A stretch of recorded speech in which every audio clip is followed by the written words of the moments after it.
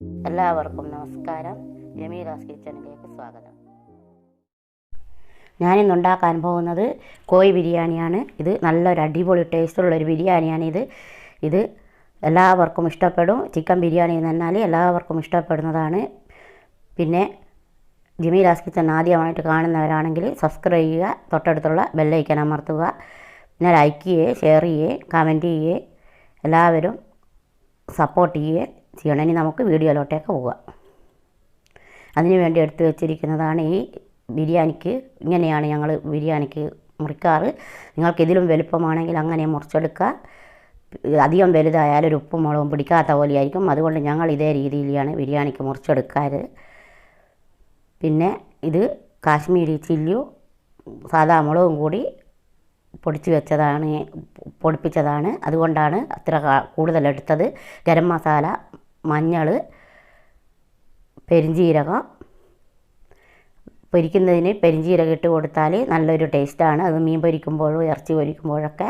Kashmiri chilli സാദാ മുളകും ആയതുകൊണ്ടാണ് കുറച്ച് കൂടുതലെടുത്തത്. അതുകൊണ്ട് എരിവ് ഉണ്ടാവുകയില്ല, ഒത്തെരിവാണ് ഉണ്ടാവും. നിങ്ങളടുത്ത് കാശ്മീരി ചില്ലി ഇല്ലെങ്കിൽ മുളക് കുറച്ചാണ് എടുക്കാവൂ, എരിവ് കൂടിപ്പോവും. ഇത് രണ്ടും കൂടി എടുത്തതാണ് ഞാൻ. ഇത് നല്ലവണ്ണം ഉപ്പും ഈ മസാലയൊക്കെ പിടിക്കുന്നവരെ നമുക്ക് മൂടി ഇവിടെ വെക്കാം. ഒരു അരമണിക്കൂർ കഴിഞ്ഞിട്ട് ഉണ്ട്. ഇനി നമുക്കിത് പൊരിച്ചെടുക്കാം. ഉപ്പും മുളകും എല്ലാം കൂടി അതിൽ പിടിക്കുവാൻ വേണ്ടിയിട്ടാണ് ഞാൻ അരമണിക്കൂർ മൂടി വെച്ചത്. ഇനി നമുക്കിത് പാനിലിട്ട് പൊരിച്ചെടുക്കാം. പിന്നെ ഒരുപാട് വെളിച്ചെണ്ണയിലിട്ട് ഞാനൊരിക്കലും ഇറച്ചി മീനൊന്നും പൊരിക്കാറില്ല. അതിനാവശ്യമായ വെളിച്ചെണ്ണ വാർന്നിട്ട് അത് പോരാന്ന് തോന്നിയാൽ വീണ്ടും ഒഴിച്ചു കൊടുക്കാറാണ് ഉള്ളൂ. നമ്മൾ ഒരുപാട് വെളിച്ചെണ്ണയിലിട്ട് ഞാനൊരിക്കലും അത് പൊരിച്ചെടുക്കാറില്ല. പിന്നെ ആ വെളിച്ചെണ്ണ വേസ്റ്റായി പോകും. അതുകൊണ്ട് അത് നമുക്ക് കുറച്ച് പൊരിഞ്ഞ് വരുമ്പോൾ ഇത് പോരാന്ന് തോന്നുമ്പോൾ വേണമെങ്കിൽ വീണ്ടും ഒഴിച്ചു കൊടുത്താൽ മതി. പക്ഷേ എനിക്കിപ്പോൾ ഈ ഇറച്ചിക്ക് ഈ വെളിച്ചെണ്ണ തന്നെ ആണ് വേണ്ടി വരികയുള്ളൂ. നമ്മുടെ പാനൊക്കെ വെളിച്ചെണ്ണ കുടിക്കാത്ത പാനൊക്കെ ആകുമ്പോൾ വെളിച്ചെണ്ണ കുറച്ചാണ് ആവശ്യം വരികയുള്ളൂ.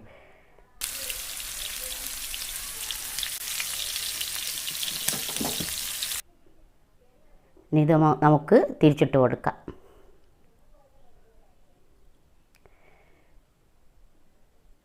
ഇതൊരു ഭാഗം റെഡിയായി വന്നിട്ടുണ്ട്. ഇനി മറ്റേ ഭാഗവും റെഡിയാവാൻ വേണ്ടി നമുക്ക് ഓരോന്നും ഇങ്ങനെ തിരിച്ച് വെച്ച് കൊടുക്കാം. ഇത് തീ ഫുള്ളാക്കി വെക്കരുത്, പെട്ടെന്ന് കരിഞ്ഞു പോകും. ഇത് കരിഞ്ഞിട്ടൊന്നുമില്ല. ഇത് ഈ വീഡിയോ എൻ്റെ ക്ലിയർ ഇല്ലാത്തത് കൊണ്ട് തോന്നുന്നതാണ്. ഇത് ഒത്ത കളറാണ് ആയിട്ടുള്ളൂ.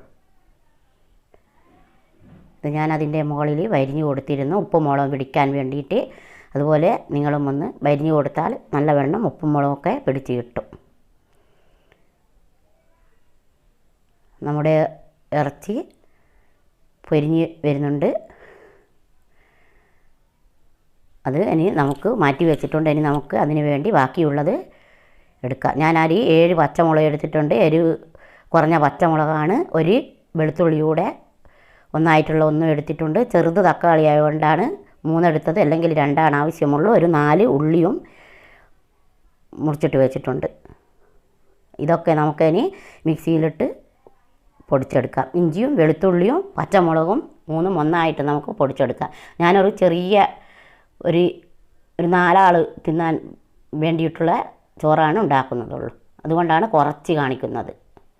നിങ്ങൾക്ക് കൂടുതൽ ആവശ്യമുണ്ടെങ്കിൽ കൂടുതൽ ഉണ്ടാക്കാം. ഒരു 3 ടേബിൾ സ്പൂൺ, ഒരു 3-3.5 ടേബിൾ സ്പൂൺ വെളിച്ചെണ്ണ ഒഴിച്ച് കൊടുത്തിട്ടുണ്ട്. അതിലേക്ക് ഞാൻ ഈ ഉള്ളി ഇട്ട് കൊടുത്തതാണ്. ഇത് നമുക്ക് ഇളക്കി കൊടുക്കാം. 4 ഉള്ളിയാണ്, ഒരു മീഡിയം സൈസ് 4 ഉള്ളിയാണ് ഞാനിത് അരിഞ്ഞ് വെച്ചത്. തക്കാളി 3 എന്ന് പറഞ്ഞാൽ ചെറിയ തക്കാളി ആയതുകൊണ്ടാണ് 3 എടുത്തത്. ഒരു ഒത്ത തക്കാളി ആണെങ്കിൽ 2 വേണം. അത് 2 വലിയതെടുക്കരുത്, 2 മീഡിയം സൈസ് തക്കാളിയാണ് ആവശ്യം വരും. ഞാനെടുത്തത് ചെറിയ തക്കാളിയാണ്, അതുകൊണ്ടാണ്. ഇനി അതൊന്ന് വാടി വന്നിട്ടുണ്ട്. ഇനി നമുക്ക് അതിലേക്ക് ഈ ചതച്ച് വെച്ച പച്ചമുളകും ഇഞ്ചിയും വെളുത്തുള്ളിയും ഇട്ട് കൊടുക്കാം.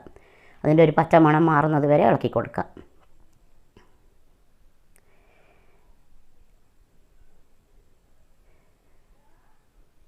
പച്ചമണം മാറിയിട്ടുണ്ട്. ഇനി നമുക്ക് ഒരു 1/2 ടീസ്പൂൺ മഞ്ഞൾപ്പൊടി എടുത്തിരുന്നു, അത് അതിലേക്ക് ഇട്ട് കൊടുക്കാം. അതിൽ മഞ്ഞളും മുളകും എല്ലാം പെരക്കിയിട്ടാണല്ലോ ഇറച്ചി പൊരിച്ചത്. അതുകൊണ്ട് ഇതിൽ ഈ ഉള്ളിക്കൊക്കെ ആവശ്യമായതാണ് ഇനി നമ്മൾ ഇടേണ്ടത്, മസാലക്കൊക്കെ. ഇത് കാശ്മീരി ചില്ലിയാണ്, അതുകൊണ്ടാണ് അതിട്ട് കൊടുത്തത്. അല്ലെങ്കിൽ ഇതിൽ പച്ചമുളകും കുരുമുളകും എല്ലാം ഇടുന്നത് കൊണ്ട് ഇനി 2 ടേബിൾ സ്പൂൺ മല്ലിപ്പൊടി ഇട്ട് കൊടുത്തിട്ടുണ്ട്. 2 ടേബിൾ സ്പൂണല്ല, ഒരു 1.5 ടേബിൾ സ്പൂണാണ് ഇട്ടിട്ടുള്ളൂ. ഇനി അരിഞ്ഞ് വെച്ച തക്കാളിയും മല്ലിപ്പൊടിയും മുളക് പൊടിയും മഞ്ഞൾപ്പൊടിയും ഒന്ന് പച്ചമണം മാറി വന്നതിന് ശേഷം ഞാനായി തക്കാളിയും അതിലിട്ട് കൊടുത്തിട്ടുണ്ട്. ഇനി നമുക്കിതൊന്ന് മൂടി വെച്ചൊരു അല്പസമയം തക്കാളിയൊക്കെ ഉടഞ്ഞു വരുന്നവരെ മൂടി വെച്ചതാണ്. അത് നല്ലവണ്ണം ഉടഞ്ഞു വന്നിട്ടുണ്ട്. അന്നേരം ഞാനൊരു 2 ടേബിൾ സ്പൂൺ തൈര് ഒഴിച്ച് കൊടുത്തിട്ടുണ്ട്. ഇത് നിങ്ങൾക്ക് നിർബന്ധമൊന്നുമില്ല, ആവശ്യമുണ്ടെങ്കിൽ ഒഴിച്ച് കൊടുത്താൽ മതി. പക്ഷേ തൈര് ഒഴിച്ച് കൊടുത്താൽ നല്ലൊരു ടേസ്റ്റാണ്. ഇനി ഇതിലേക്ക് നമുക്ക് കറിവേപ്പില, പുതിനയില, മല്ലിയില ഇതെല്ലാം ഇട്ട് ചേർത്തെടുക്കാം. പണ്ടൊക്കെ തൈരൊന്നും ഒഴിച്ച് കൊടുക്കാറുണ്ടായിരുന്നില്ല. പിന്നെ ചിലർ നാരങ്ങ നീരൊക്കെ ഒഴിച്ച് കൊടുക്കുന്നത് കാണാം. നാരങ്ങ നീരും തൈരും തക്കാളി എല്ലാം കൂടി ആകുമ്പോൾ ഭയങ്കര പുളിപ്പായിരിക്കും. തക്കാളി ഇട്ടത് കൊണ്ടാണ് തൈര് തന്നെ ഞാൻ 2 ടേബിൾ സ്പൂൺ മാത്രം ഒഴിച്ച് കൊടുത്തത്. ഇനി ഈ പൊരിച്ച് വെച്ച ഇറച്ചി നമുക്കിതിൽ ഇട്ട് ഇളക്കി കൊടുക്കാം. പിന്നെ ചിലർ തൈരും കൂട്ടി പിന്നെ പൊരിക്കുമ്പോൾ തന്നെ കുഴച്ച് വെക്കുന്നതും കാണാം. ഞാൻ തൈര് മസാലയിലാണ് ഒഴിച്ച് കൊടുക്കുന്നത്. നല്ലൊരു ടേസ്റ്റാണ് ഈ തൈര് ഒഴിച്ച് കൊടുത്തിട്ട് മസാല ഉണ്ടാക്കിയാൽ. തൈര് വീട്ടിലുള്ളത് കൊണ്ട് മാത്രമാണ് ഞാൻ ഒഴിച്ച് കൊടുത്തത്. എല്ലായ്പ്പോഴും തൈര് ഇല്ലാത്തപ്പോഴൊന്നും ഞങ്ങൾ തൈര് ഒഴിക്കാറില്ല. തൈരും നാരങ്ങ എല്ലാം കൂടി ഒഴിച്ചാൽ പുളിപ്പ് കൂടിപ്പോവും. അതുകൊണ്ടാണ് തൈര് മാത്രം ഒഴിച്ച് കൊടുത്തത്. ഇനി അല്പം കൂടി ഉപ്പിട്ട് കൊടുക്കുക. ഉള്ളിയിൽ ഞാൻ ഉപ്പിട്ടിരുന്നു, അതുകൊണ്ടാണ് ഇപ്പോൾ പോരാത്തത് നോക്കിയിട്ട് അല്പം കുറവുണ്ടായിരുന്നു, അതുകൊണ്ടാണ് കുറച്ചും കൂടി ഇട്ട് കൊടുത്തത്. ഇനി അത് ഇളക്കി അവിടെ ഞാൻ മൂടി വെച്ചിട്ടുണ്ട്. ഇനി നമുക്ക് ഒരു കുക്കർ വെച്ചിട്ടുണ്ട്. ഞാൻ ഈ കുക്കറിലാണ് ഈ അരി വേവിക്കുന്നത്. കാരണം ഈ അരിക്ക് ഭയങ്കര ബഹമാണ്, അതുകൊണ്ടാണ് കുക്കറിൽ വേവിക്കുന്നത്. 2 ടേബിൾ സ്പൂൺ നെയ്യ് ഒഴിച്ച് കൊടുത്തിട്ടുണ്ട്. അത് ചൂടായി വരുമ്പോൾ നമുക്കതിലേക്ക് പട്ട, ഗ്രാമ്പു, ഏലക്കായ്, ഒരു 10 ഏലക്കായ എടുത്തിട്ടുണ്ട്. ഒരു 10-12 ഗ്രാമ്പ്, 2 പട്ടയുടെ കഷ്ണം. ഇത് നമുക്കൊന്ന് ഇളക്കി കൊടുക്കാം. പെട്ടെന്ന് തന്നെ റെഡിയാക്കേണ്ടത് കൊണ്ടാണ് ഞാൻ കുക്കറിൽ അരിയിടുന്നത്. നല്ല വേവുള്ള അരിയാണ്, അതുകൊണ്ട് ഒരുപാട് സമയം പിടിക്കും. കുക്കറിലാകുമ്പോൾ നമുക്ക് പെട്ടെന്ന് വേവിച്ചിട്ട് ഇനി അല്പം പെരുംജീരകം ഇട്ട് കൊടുക്കുന്നുണ്ട്.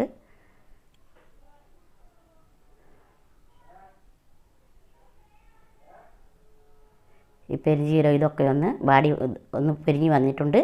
ഇനി നമുക്ക് ഇതിലേക്ക് എടുത്ത് വെച്ചിരിക്കുന്ന അരി ഞാൻ കഴുകി വൃത്തിയാക്കി വെച്ചിരുന്ന ഒരു 1/4 മണിക്കൂർ മുമ്പേ വെള്ളം ഒഴിച്ച് വെച്ചതായിരുന്നു കുതിരാൻ വേണ്ടി.